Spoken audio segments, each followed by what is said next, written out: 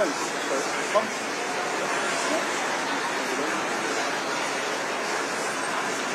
Conference.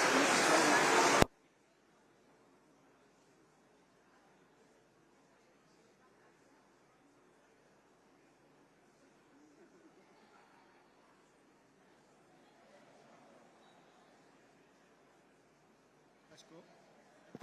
Shoot. Conference. Can I welcome you back after lunch? Please join me in welcoming Michael Shanks MP, Shadow Minister for Scotland, our newly elected Member of Parliament, following our sensational victory in the Rutherglen and Hamilton West by-election. To the rostrum.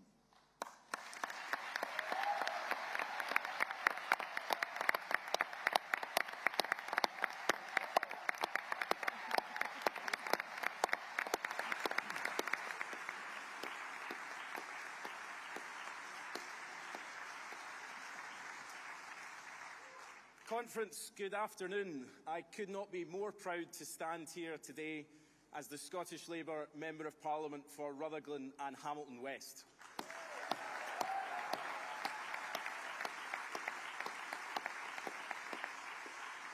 And friends, I want to take this opportunity to pass on my heartfelt thanks to everyone in this room who made that victory possible, to the phenomenal Scottish Labour Party staff, and to the thousands of volunteers and members of trade unions who came to Rutherglen to be part of this historic campaign.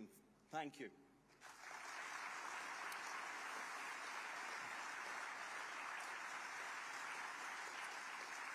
We demonstrated in that by-election that together we can achieve change. And I say thank you also to Keir Starmer and Anas Sarwar, who together have changed our party to once again be in a position to win elections and to serve the people of this country.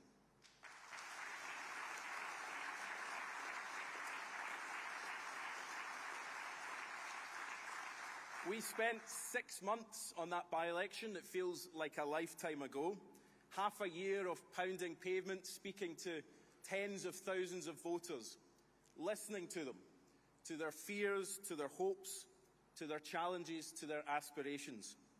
And I say to everybody here, after all those years, the all-important words, Labour gain, are words that are worth the effort and are back in our vocabulary again.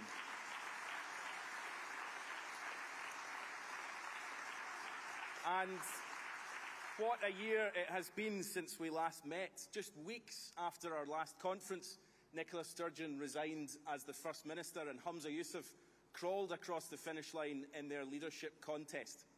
Who knew a year ago that we would be talking about camper vans and deleted WhatsApp messages and parliamentary iPads being used to watch football games in Morocco? And who knew that this time last year, Ian Murray would have someone to share an office with at Westminster? I'm delighted that in that year we've doubled the size of the Scottish Parliamentary Labour Party, and I think on behalf of both of us we're looking forward to some of these amazing parliamentary candidates being elected so we can spend a little bit less time together. But what we do know is that this time last year people up and down this country were struggling. They were struggling with the rising cost of living, struggling to stretch that pay packet a little bit further month after month, struggling with two governments, hopelessly distracted and divided. And friends, for our movement, motivated always by changing people's lives for the better, it's heartbreaking that a year has passed and things have only got more difficult. When people talked about Rutherglen as a seismic moment in Scottish politics, in some ways they were right. But in other ways it was the natural next step for a country that's run out of patience with two governments that are simply not up to the job. And on doorsteps in that by-election, Anas and I met countless people who had given up on any hope that things would get better, given up on any hope they would get an NHS appointment. We met a woman who had to give up, who told us about her son who had to give up an apprenticeship because he couldn't get the medical care he needed. Another woman who spent her entire life savings on an operation that she'd waited 2 years for and still had no expectation of it happening. A mother who spoke at length of the pain her daughter was going through because she couldn't get the mental health treatment she needed, who was unable to go to school and her education was suffering because of it. And these stories have impact because we all know someone here in a similar situation. We all know of rising child poverty and destitution because we see it in our own communities. Hope is in short supply right now. It's hardly surprising when it's so difficult to see government doing anything to make our lives better. Our public services are creaking, our economy is flatlining. And that's why it's so important we talk about the change Scotland needs. When Anas became leader of this party, he promised to win back the trust of the people of Scotland. With rising injustice, inequality and division, Anas said, "I'm sorry, we haven't been good enough." And alongside Keir Starmer, he took on the project to rebuild trust in our party, putting us back in the service of working people. So when people talk about polls showing Labour neck and neck with the SNP in Scotland, let's not forget for a second how far we had to come to get to that place. It's a profound shift in public opinion. We've had to come back from the wilderness of Scottish politics, and we've done it far faster than anyone could possibly have predicted. And that wasn't by accident. I think I probably spent more time with Anas Sarwar last year than anybody. It certainly felt like it for both of us. He connects with people immediately. Anyone who's ever chapped a door with Anas knows this. And I'm still finishing some of the jobs that he volunteered me for during the by-election. It would start a conversation. It would end up me painting the whole of a garden fence while he stood by smiling. But people genuinely listen to him because he listens to them. A leader focused on their priorities because he spent time trying to understand the challenges they face. And that's a profound contrast. A contrast between a leader who's too feeble to sack a health secretary that's so glaringly unfit to continue holding office, and another leader making jokes at the expense of some of the most vulnerable people in our society. One leader who spends all his time blaming others and takes no responsibility for passing on crippling cuts to local government, and another burying his head in the sand as the country slides into recession. We need a change from both these leaders.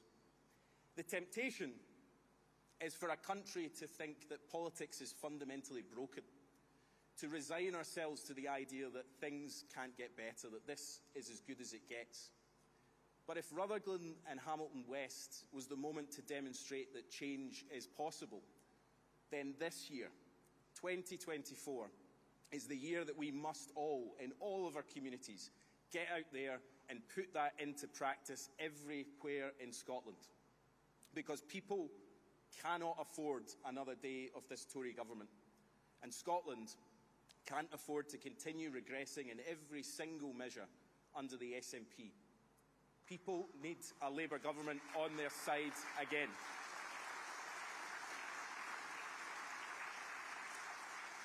And conference, I genuinely believe, and I hope all of you do too, that our best days do lie ahead of us.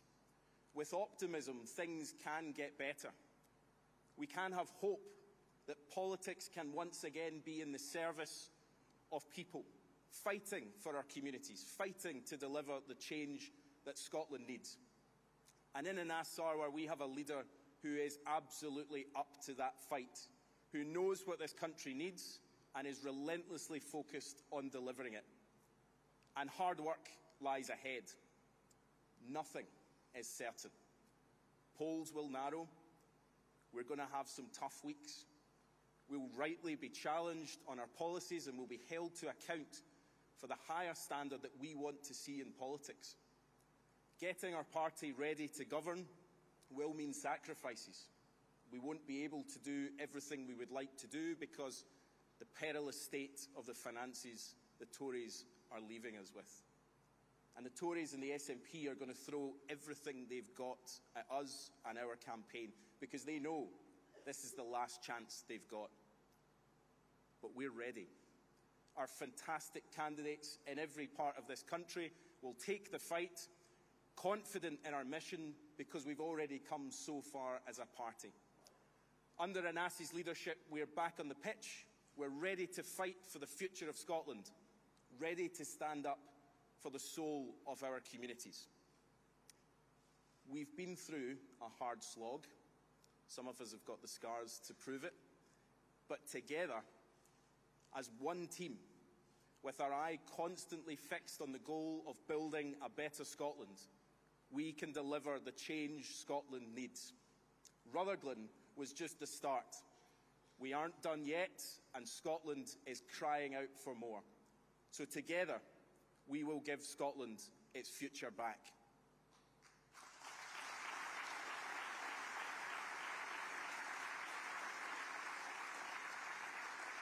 Conference, in a moment, we'll hear from Anas himself, but first, a short film. The last year has seen Scottish politics and our party transformed, but our work is not done yet. Nowhere near done. In fact, this is just the start.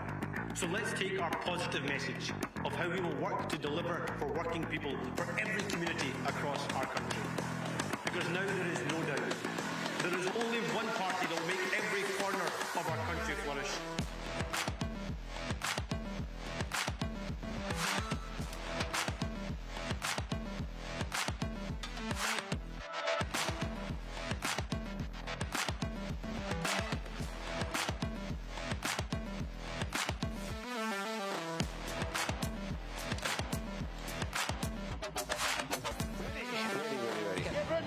MP! I agree.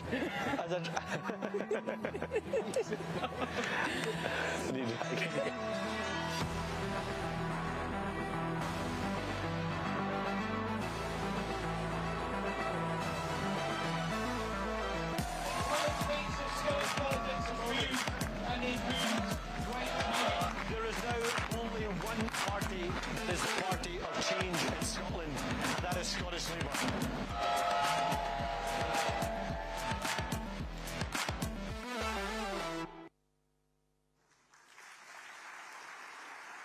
Conference, please welcome the leader.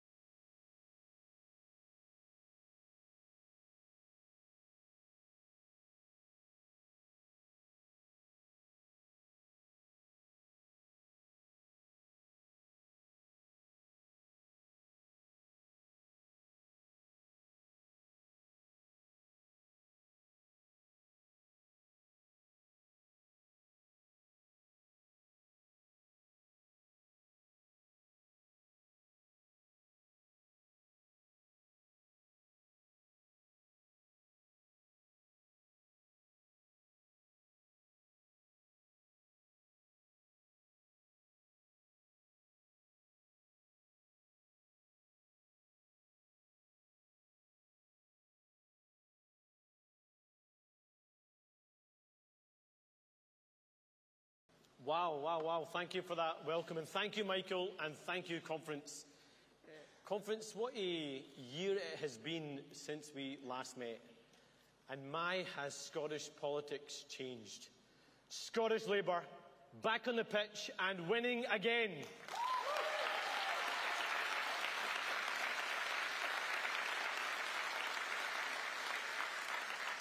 Conference, we have restored hope to our politics and demonstrated that change is possible.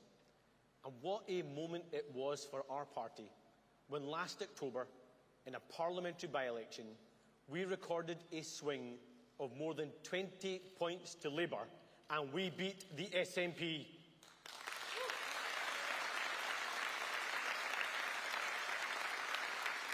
The people of Rutherglen and Hamilton West elected Michael Shanks as their Member of Parliament. And thank you, Michael. You'll now be joined by 2 new Labour MPs after the epic by-election victories yesterday.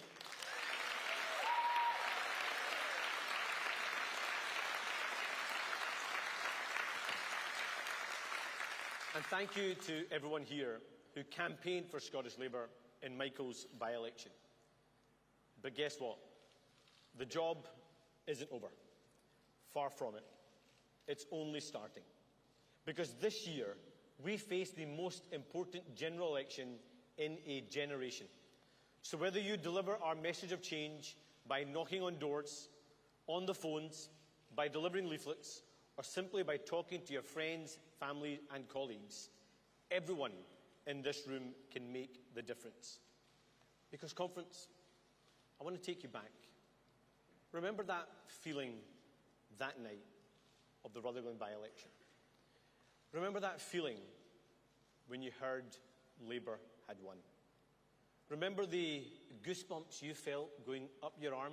I still feel them today.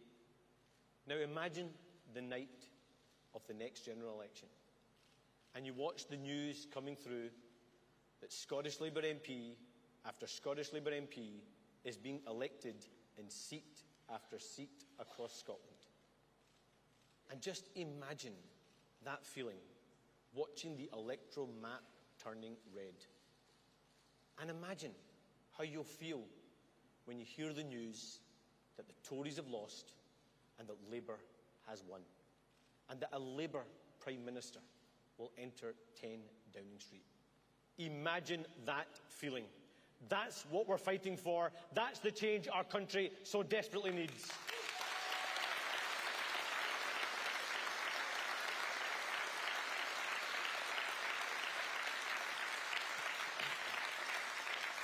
Because this is the opportunity ahead of us this year.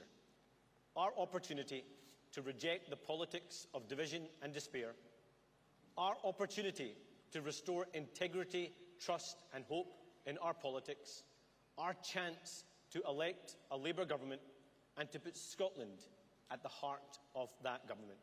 And that chance, that opportunity to change our country for the better.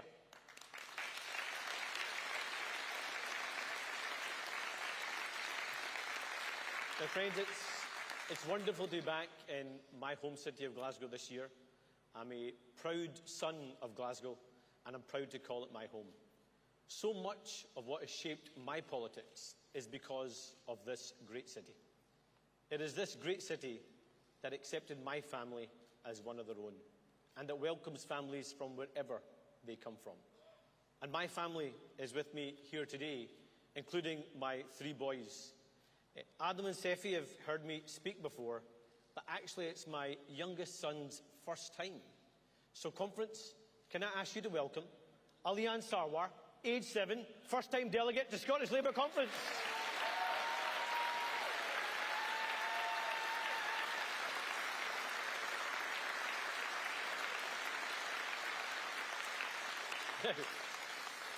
Now, Alian normally struggles to listen to me for more than 5 minutes.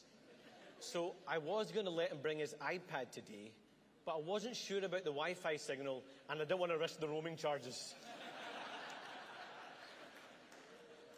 Conference, Glasgow is the city where I'm proud to be bringing up my children.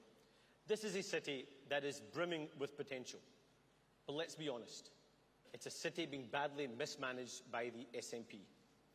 Just yesterday, SNP and Green councillors in this city agreed another round of cuts in their budget after being shortchanged yet again by their party colleagues in Holyrood. And over the coming weeks, councillors across Scotland are going to have to make similar devastating decisions. And while Labour will continue to campaign with our trade union partners to win more funding from national government, I think it's important to recognise where the blame lies. Because unlike other parties, I won't blame any councillor, actually from any party, who is forced to make cuts in their communities. None of these councillors, whether they are Labour, SNP or from any other political party, chose to come into politics to oversee the managed decline of their towns or their cities. The blame for this lies squarely in one place alone, and that lies with the SNP government in Edinburgh.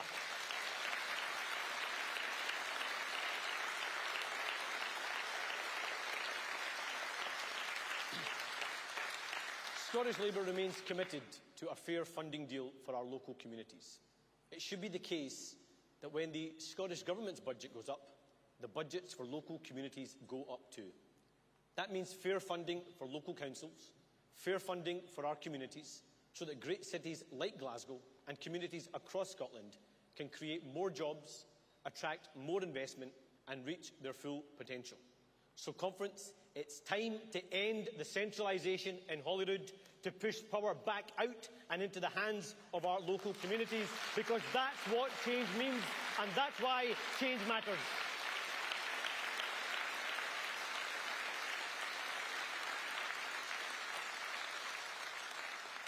And Conference, let me tell you something else about Glasgow. This city has always stood in solidarity against division, intolerance and injustice. 2 years ago, when we last met at our party conference in Glasgow, we showed our support for Ukraine following Russia's invasion.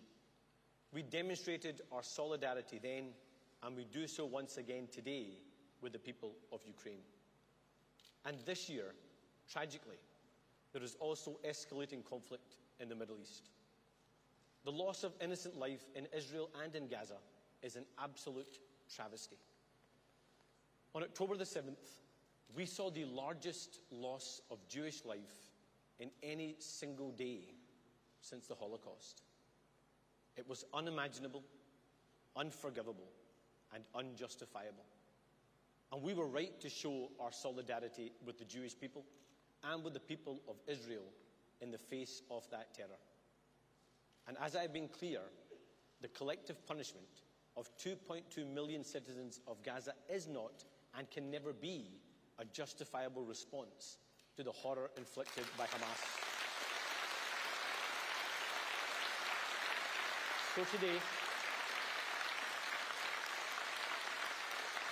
So today, I once again say loudly and clearly, the fighting must stop right now.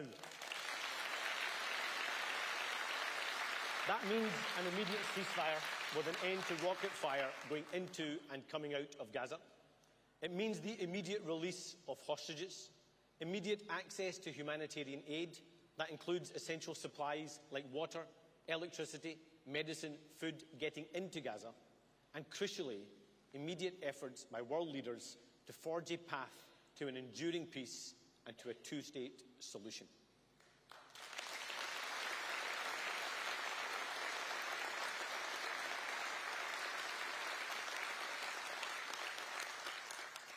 Conference, I've visited the Gaza Strip 15 years ago, and I've actually been to the Al-Shifa hospital.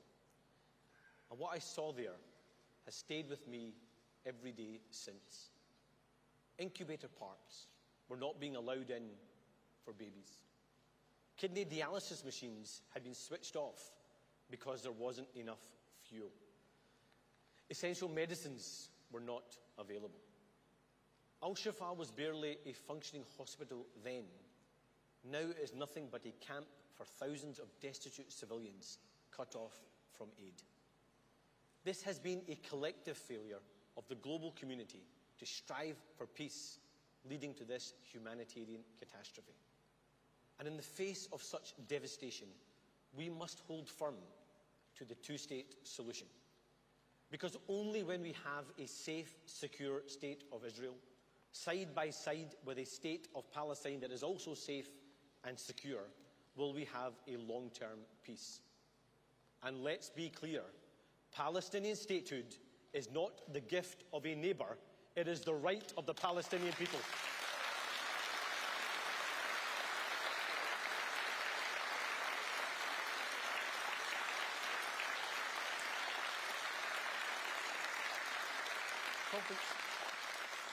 Conference, we must separate Hamas from the Palestinian people.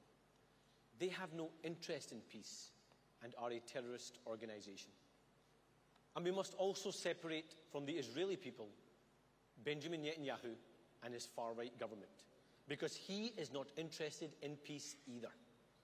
The people of Palestine and the people of Israel are desperate for peace, but they're being failed by bad faith actors on both sides and by the international community. And that is why, as distant as it may feel, we must keep on the light for peace. Because ultimately, only when every life is treated as equal will we see the lasting peace that the people of Palestine and the people of Israel so desperately need and so desperately deserve.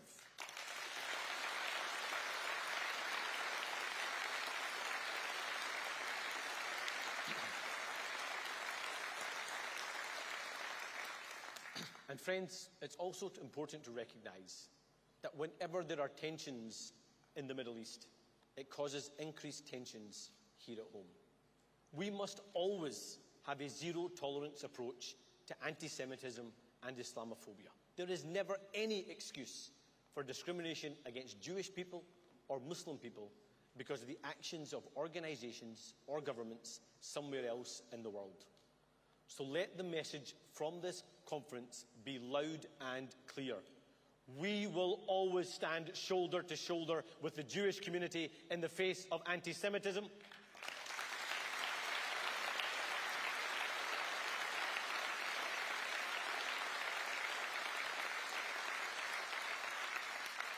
We will always stand shoulder to shoulder with the Muslim community in the face of Islamophobia.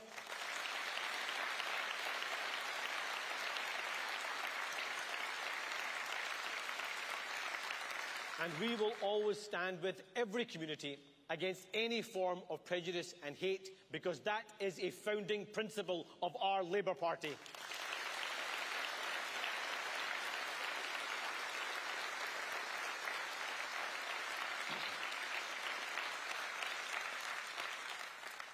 Conference, I've devoted so much of my time as a politician to tackling the many divisions we see in society. I've worked on a cross-party basis to address those divisions. But frankly, it's made more challenging when some politicians embrace culture wars and seek to divide community from community. Right now, the Tories are embroiled in an internal contest and a fight for the future of their party. And they're pushing further and further to the conspiracy theories and the far-right crankfest. The Tories are so mired in scandal and division and chaos that their MPs are now too busy trying to find a way to save their own skin rather than focusing on the huge challenges facing our country. And while they seek to divide communities from each other, they also seek to divide us between haves and have-nots. They have crashed the economy and put the UK into recession. It's financial mismanagement on a monumental scale. And it means the average mortgage is costing families across Scotland £2,000 more a year. It means energy bills have soared over the last 2 years. And the tragedy is that while we talk a lot about people choosing between heating and eating, it has now become a harsh reality for too many families. Right now, right across our country, we have parents, predominantly mums, skipping meals in order to feed their children. And we have a terrible situation where some families go without heating for days so they can feed their kids. Families who are in work, and despite working all the hours God sends, they are still struggling to make ends meet, to pay their mortgages,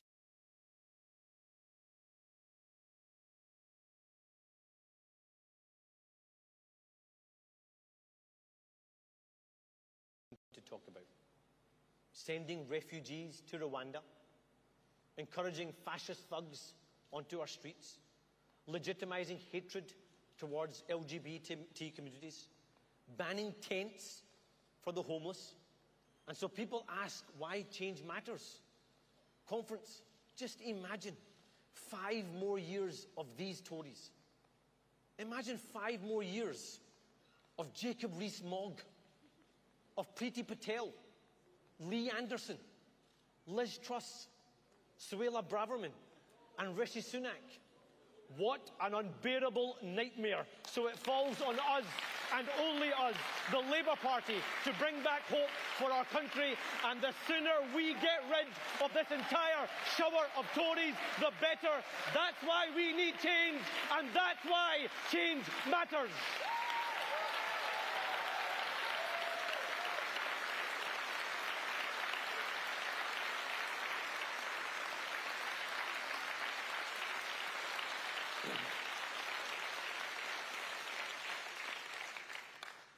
But Conference, a Labour government won't just end the circus, we will end Tory corruption.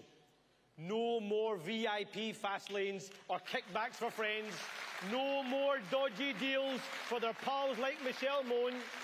Labour will appoint a COVID corruption commissioner to return what was stolen from the taxpayer and put it back into our public services.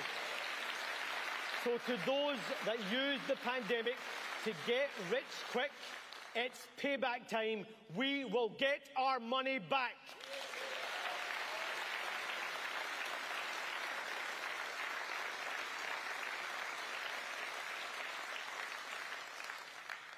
And Conference, weak and incompetent leadership, financial mismanagement, no idea how to govern, pitting voter against voter, mired in scandal, breaking public services, a track record of failure in government.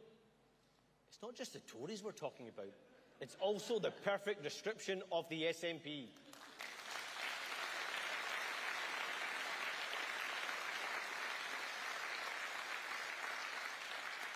Because you see, the SNP and the Tories are now the very best of frenemies. They use each other as an excuse and a cover for their own failings, and they both seek to divide us. Now, I think it's pretty fair to say things haven't been going too well for the SNP since we met a year ago. With all the chaos and infighting, just imagine what they're saying to each other on WhatsApp. Well, I guess we'll never know.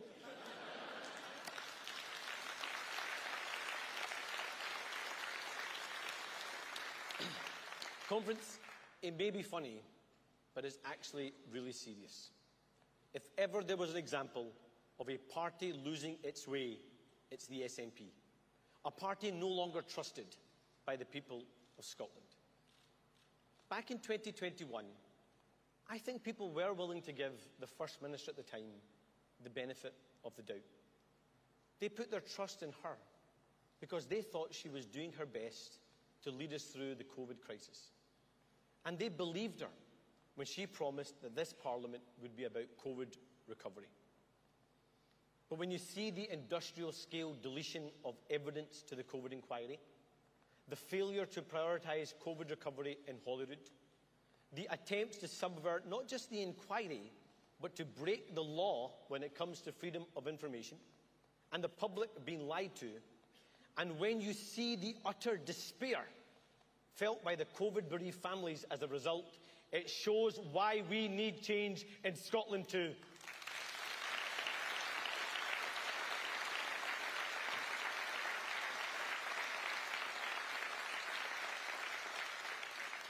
A pervasive culture of secrecy and cover-up that has become the hallmark of this SNP government.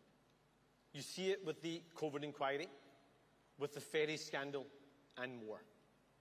It means journalists and the public get lied to. It means politicians and Parliament don't get told the truth. It means the COVID bereaved don't get the answers they deserve. And in the harshest of circumstances, it means parents don't be told the truth what happened to their children when they died. A campaign that's really close to my heart is the fight to uncover the truth about the infection scandal at the Queen Elizabeth University Hospital here in Glasgow. I've spent a lot of my time talking directly to the families impacted, in particular to the mother of Millie Mayne, Kimberly Darrick, one of the bravest people I have ever met. Millie was just 10 years old when she died after contracting an infection in hospital. She was in remission, with her whole life ahead of her before it was cruelly taken away. So I pay tribute to Kimberly. She's determined to get justice for Millie so that no other family has to suffer like they did. And 7 years on, inch by inch, Millie's family are getting closer to justice. A criminal investigation is now finally underway. But just imagine if Millie's family and other families across Scotland didn't have to fight the system at every turn to get the truth. Just imagine that rather than putting barrier after barrier up in front of her, we had a government on the side of victims. Because I will never, never stop fighting for justice for Millie and all those who lost their lives while their families face institutional cover-up, denial and lies. And conference, yes, that's another reason why change matters.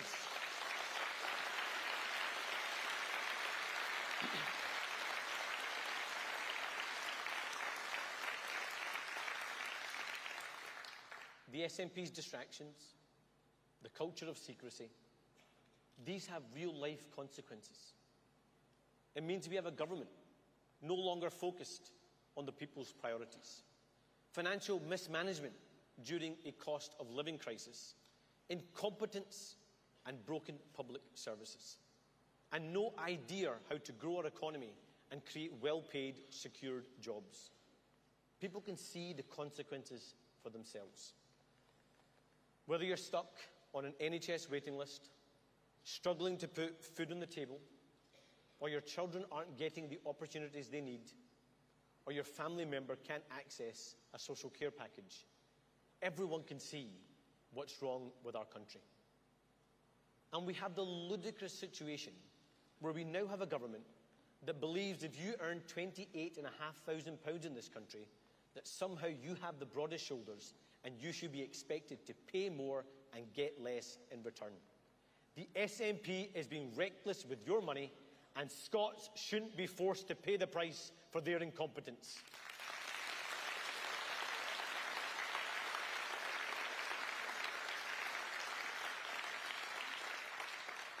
Because people work hard, pay their taxes, and expect government to be responsible with their money. It shouldn't be too much to ask. What they don't expect, delayed ferries that have gone £300 million over budget, to have painted on windows so that ministers can hold a photo call. They don't expect millions to be spent on projects that never materialise. And they don't expect politicians to rack up £11,000 of roaming charges and charge it to the public purse.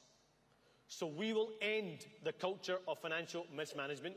We will end the secrecy, and we will finally open the books to public scrutiny to restore people's trust in our politics. We will be responsible with every penny of public money. That's what change means, and that's why change matters.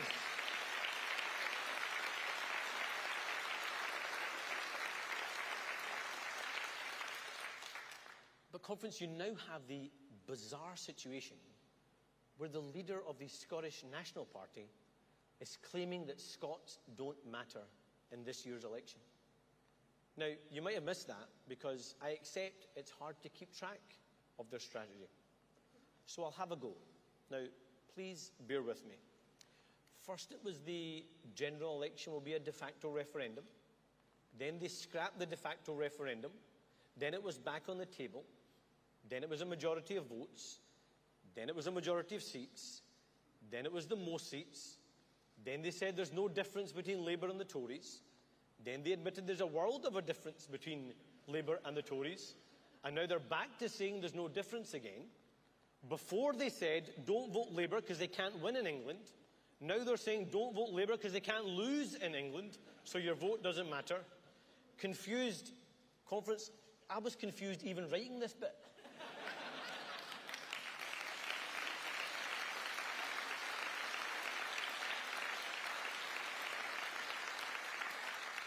But let me tell you, you're not as confused as they are. Because, Conference, every Scot matters. Every Scottish family matters. Every Scottish vote matters. Scotland matters, and by voting Scottish Labour, Scotland will be at the heart of the next UK Labour government.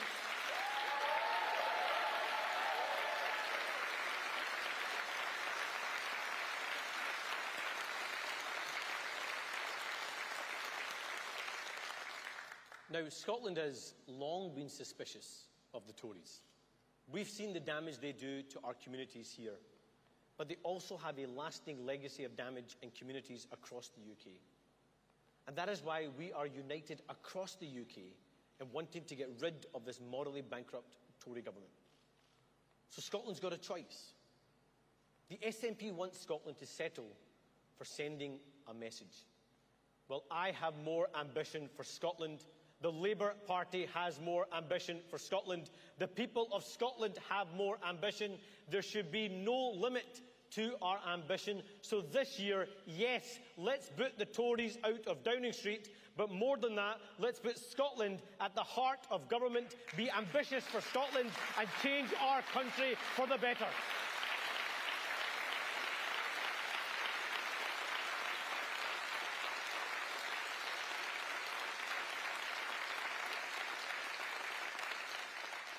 Conference, Scotland has always been an outward-looking nation, and I want that to be the case again.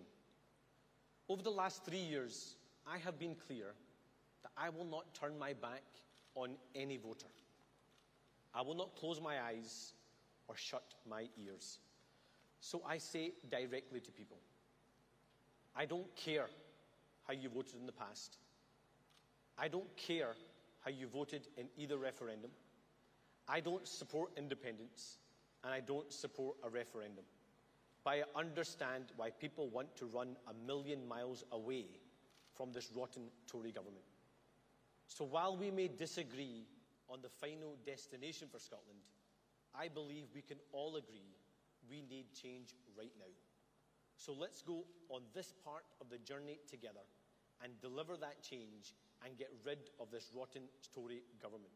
So we can tackle the cost of living crisis, so we can get Scotland's economy back on track and put money back into your pocket, so we can deliver economic growth for every part of our country, and so we can clean up our politics, end the corruption, and so we can improve workers' rights in Scotland, so we can cut household bills and deliver energy security, so we can reform and invest in our NHS, and so we can finally boot out this corrupt, immoral Tory government. That's what change means, and that's why change matters.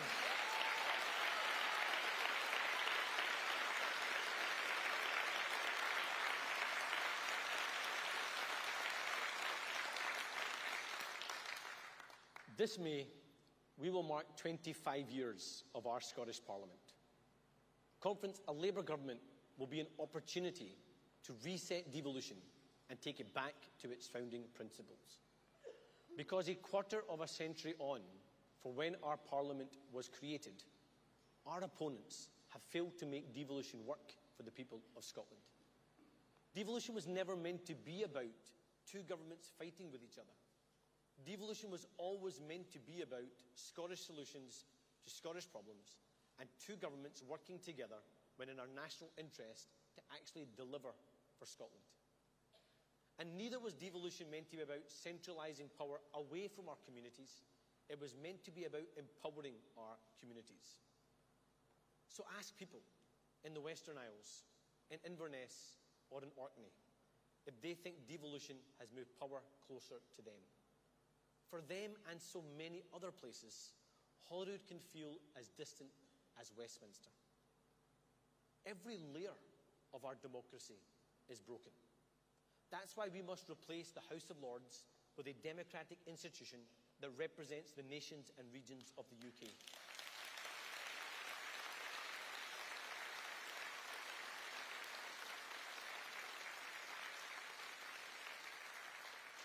It's why we must clean up Westminster and push power out to the nations and regions. But let's not pretend that we don't have to clean up Holyrood too. We do. We have to end the culture of secrecy and cover-up, stop wasting public money, push power out, and empower communities across our country and right across Scotland. And again, that's what change means, and that's why change matters.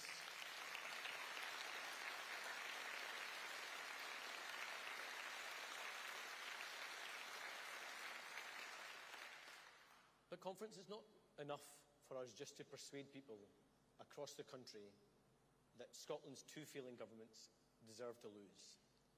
We have to persuade people that Labour deserves to win. And that's why we've got to get out there and not just tell people what's wrong in this country, even though that list is long. People can see that for themselves. We have to listen to them, give them hope, and demonstrate that change is possible. The first opportunity for change is the general election. And when you look at the charlatans that we've had as Prime Minister in recent years, Boris Johnson, Liz Truss, Rishi Sunak, we need a Prime Minister of decency and integrity. Someone who fundamentally believes in public services and public service and politics being a force for good. That's why we need a UK Labour government led by Keir Starmer.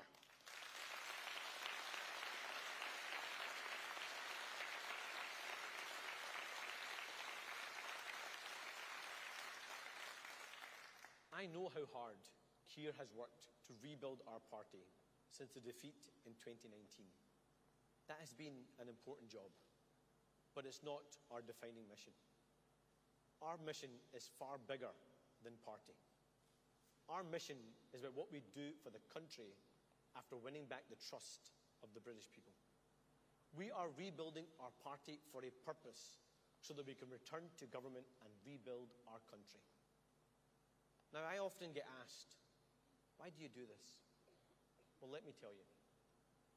When I was growing up, I genuinely believed that a better future was ahead for our country.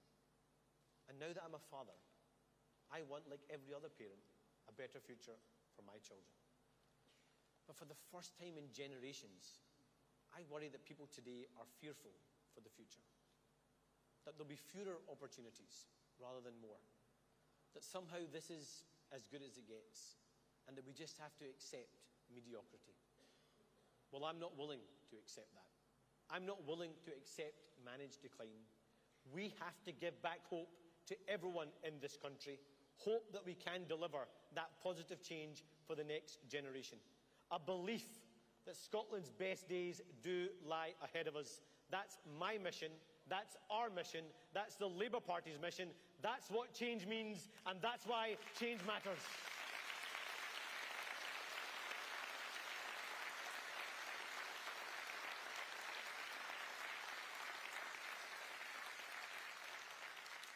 And conference, let me give you a few examples. Across Scotland today, there are 410,000 adults in in-work poverty. More than 109,000 people in Scotland are on a 0 hours contract. So we must finally bring the world of work into the 21st century, strengthening workers' rights and strengthening our economy too. Instead of allowing a race to the bottom, we will deliver a race to the top. We will end the low wage, low investment and low productivity cycle that our country has been trapped in for the last decade. That's why a Labour government will deliver Angela Rayner's New Deal for working people and make work pay. A new deal designed in partnership with our trade unions. It will be the centrepiece of Labour's programme for government, and it will be the most transformative change for working people in a generation.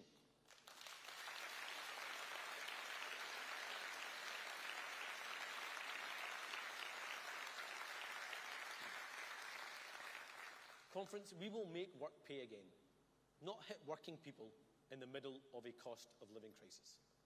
That will increase people's pay packets, lift people out of poverty, put more money into our economy, and increase tax revenues for schools and hospitals. And our new deal will strengthen the protections afforded to all workers. That means ending the scandal of fire and rehire, extending employment rights from day one, delivering a real living wage, and banning exploitative zero-hour contracts once and for all. That's what change means, and that's why change matters.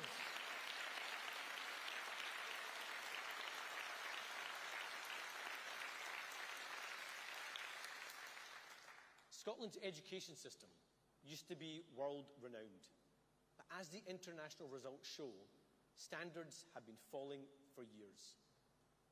1 in 4 children and young people who are on a mental health waiting list are also still waiting too long for treatment. And right now, 24% of children in Scotland are living in poverty. 250,000 children. Defeating poverty has and always will be a defining mission of the Labour Party. It's in our DNA. And the last Labour government lifted 1 million children out of poverty across the UK, and we can do it again. The next Labour government will make sure there is a proper safety net for those who need it. And Scottish Labour will deliver a dedicated mental health worker in every GP surgery so that young people can access the help they need before it becomes a crisis. We are committed.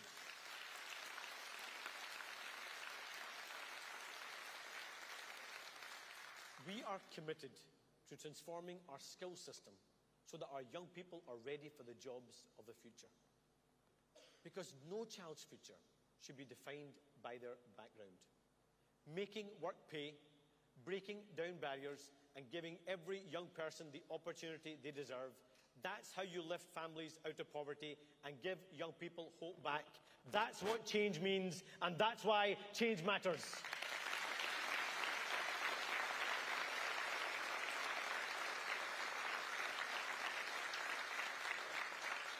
And today, 1/3 of Scottish households are living in fuel poverty. Energy bills are almost 60% higher than 2 years ago. Labour will deliver cheaper, clean energy and improve the efficiency of our homes, saving households hundreds of pounds of their annual fuel bills. The energy giants recorded profits of £33 billion last year. That's why Labour will introduce a windfall tax to tackle the cost of living crisis. And yet, just yesterday, the same day that an energy giant announced a 10-fold increase in their profits, the SNP now oppose Labour's plans for a windfall tax. The SNP now believe if you earn £28,500, you should pay more tax, but if you're an energy giant earning billions in profit, you should pay less tax. They can no longer pretend to be on the side of working people in Scotland.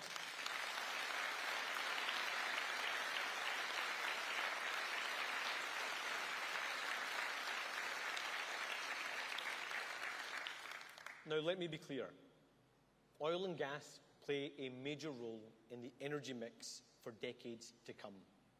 There will be no turning off the taps, but we will also accelerate the transition to net zero. We will upgrade the UK energy grid, invest in Scotland's ports, capitalise on new technologies, and use Labour's British Jobs bonus to create quality supply chain jobs right here in Scotland. We will make our country the winner in the race for the next generation of clean energy jobs and cheaper energy bills, not sell our seabed off on the cheap. And we will support new technology, attract inward global investment, and deliver 50,000 high-skilled, well-paid jobs, all backed by a publicly owned energy generation company, GB Energy, that will be headquartered right here in Scotland. That's what change means, and that's why change matters.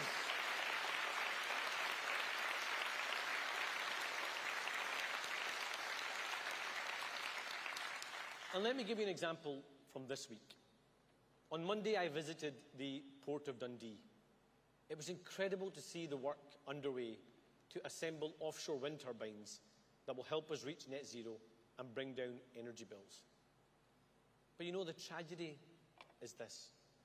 Nearly every single component on those turbines was imported from abroad. Just imagine if those supply chain jobs were here in Scotland. Good, high-skilled, high-paid jobs.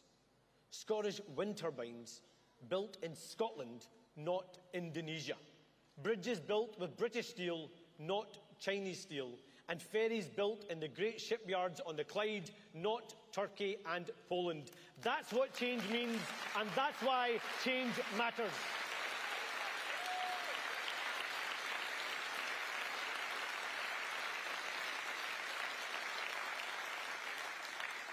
And it's not just the energy sector that economic opportunities are being squandered.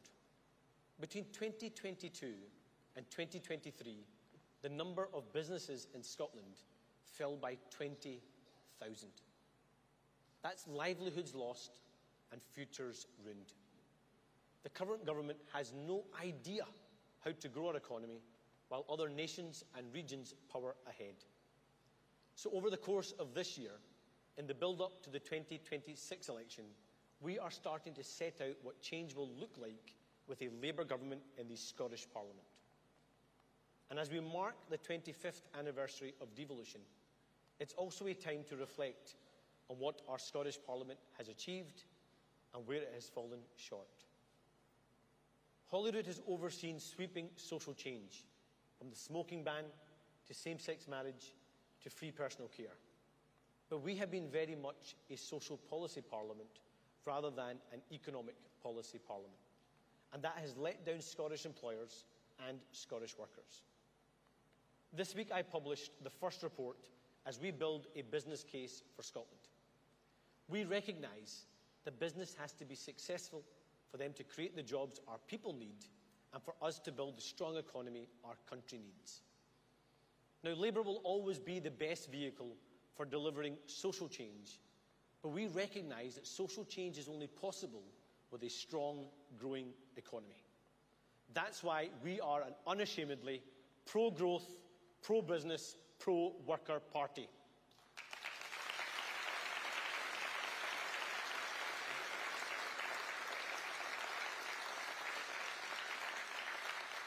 In contrast, this SNP government has resorted to using income tax as a substitute for economic growth.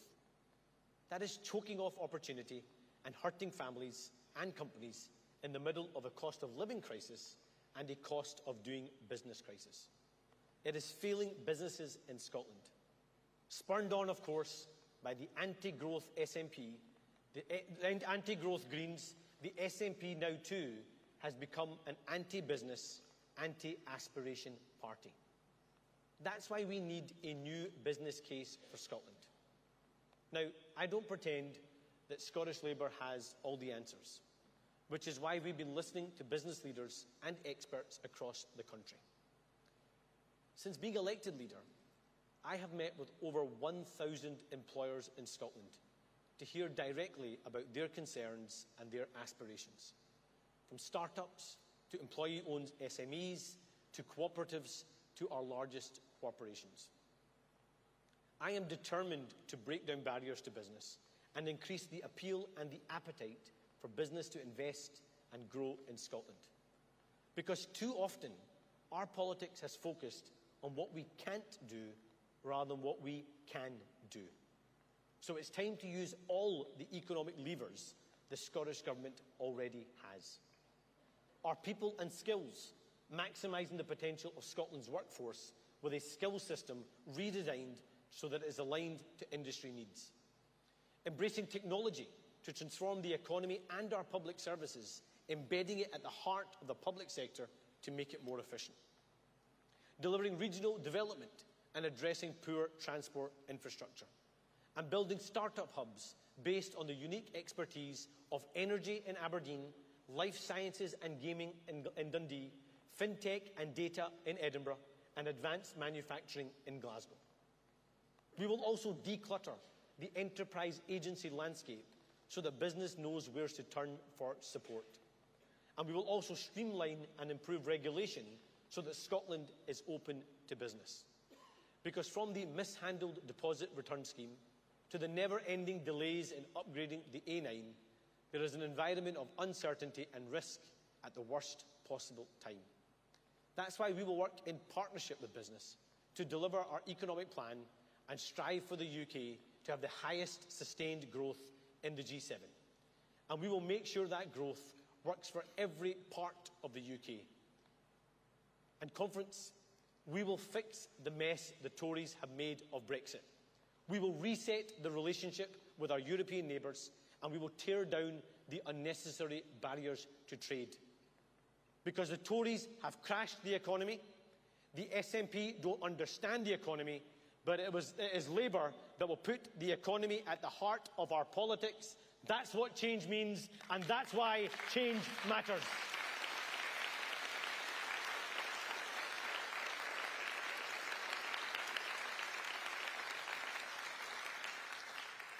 And let me tell you about one area where we've been listening and which comes up time and time again, and it needs reformed, and also why it matters.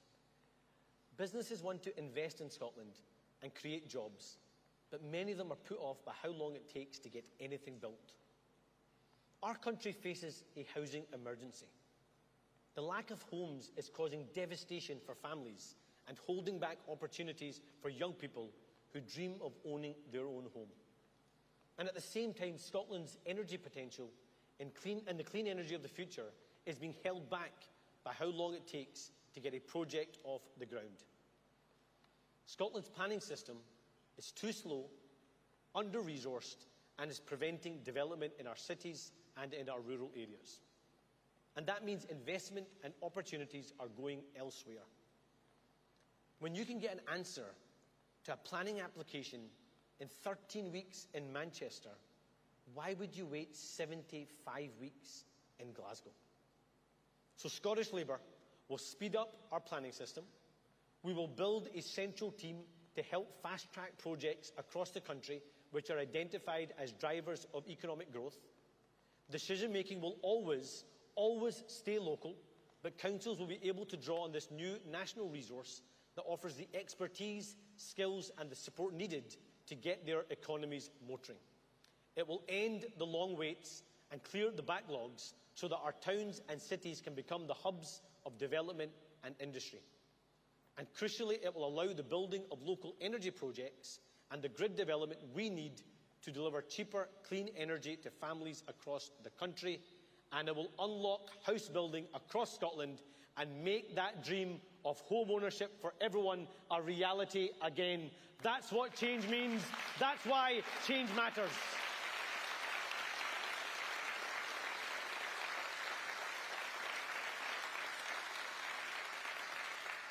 Now, Scotland has many key assets and strengths, but the government has failed to capitalise on them. The way I think about it, over the last 17 years, the SNP has focused on selling Scotland to the Scots. We don't need to be told how amazing Scotland is. We know that already. Because, as is so often the case, the nationalist ambition for Scotland and our people stops at the border. I want us to sell Scotland to the UK and to the rest of the world. Because we all know that wherever you go in the world, you tell them you're from Scotland, and invariably you get a positive response. Brand Scotland, our amazing food and drink, creative industries, tourism and hospitality has an immense soft power. So let's tap into Brand Scotland, both here and across the globe. Let's capitalise on Scotland's unique identity and increase exports of our phenomenal produce and make Scotland an even more attractive place for investment and create more jobs and opportunity at home. And this sits hand in hand with growing our tourism sector, opening up our airports to more direct international routes, and addressing the problems with visitor visas for artists and sports people. Promoting Brand Scotland beyond our own borders requires being more ambitious for our country. And Labour will bring that ambition using the Scotland Office and UK embassies to promote Brand Scotland on a global stage. And the Scotland Office will be Scotland's window to the world, working to promote Scottish produce internationally and drive inward investment. And conference, let me tell you what a difference it will make for the Scotland Office to be promoting Scotland on the global stage when it is led by a Secretary of State for Scotland, our very own Ian Murray, who will always put Scotland's interests first. That's what change means. That's why change matters.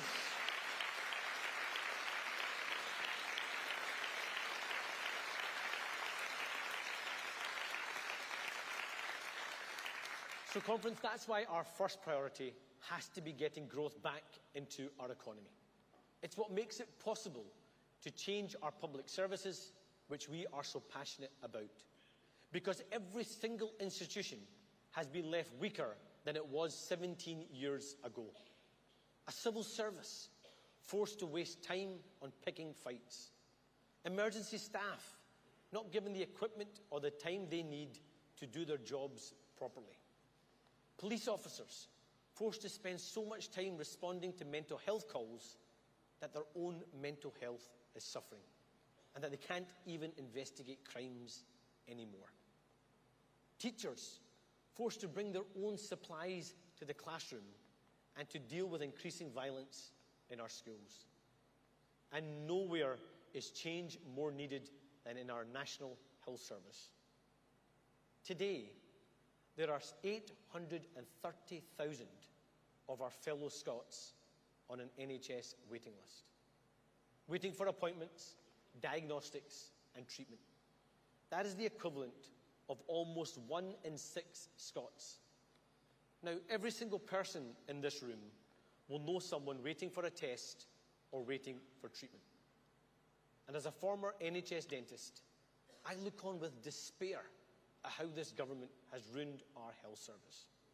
The NHS, Labour's greatest ever achievement, has been broken. So it falls to us once again to fix it. And there is nobody more determined to rebuild our NHS than our Deputy Leader, the brilliant Jackie Baillie. So, Conference, let's hear it for Jackie.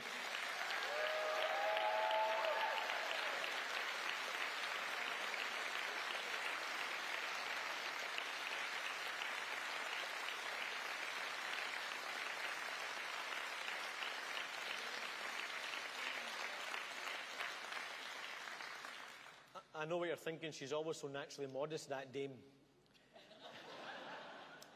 To fix our health service, we will embrace digital innovation in the NHS, ending the archaic use of written prescriptions, delivering faster diagnosis and making it easier to make a GP appointment. And we will empower clinicians, ensuring their voices are not silenced by health board bureaucrats. We will reduce the number of health boards to 3, freeing up funds to invest in the NHS workforce and in hospitals. That means fewer managers, fewer CEOs, and more doctors and more nurses. And we will put fairness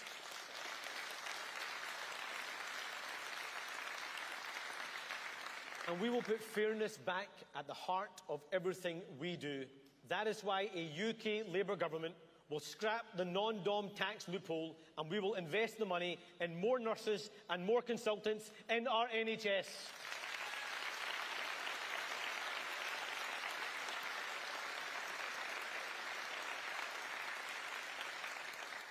Because, Conference, right now, waiting times in Scotland are at a record high. Closing the non-dom tax loophole will deliver £134 million in Barnett funding for Scotland every year.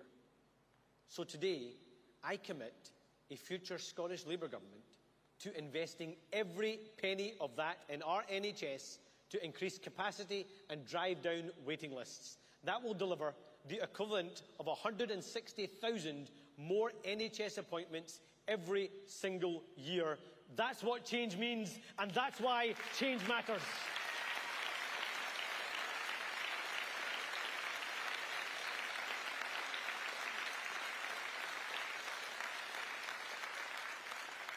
And, Conference, what makes our party different from our opponents is that we don't aspire to power for our own aims. For us, it's about changing the lives of working people. Because part of the privilege of politics is that every day I get to meet people who are passionate about the future. In workplaces, schools, and in our communities. And if you ask people what matters most to them, you can't help but be struck by the passion and talent in every part of our country. Yet people's frustration and anger has grown. They feel like nothing works, that the promise has been broken, that if they work hard, things will get better for them and their families. Because in almost every community, you meet someone, a loved one pay a fortune to go private because they can't bear to see a relative waiting pain on an NHS waiting list. A parent worried about their children's future. A mother skipping meals as her bills skyrocket. People buying less and less at the supermarket as food prices outstrip their wages. They demand change. Our challenge is to give people hope, to prove to them that this isn't as good as it gets, that a Labour government can deliver not just the change Scotland needs, but deliver on people's aspirations and dreams. Because, conference, our opponents don't want change. They are now the parties of the status quo. Scottish Labour is now the only party of change in our country.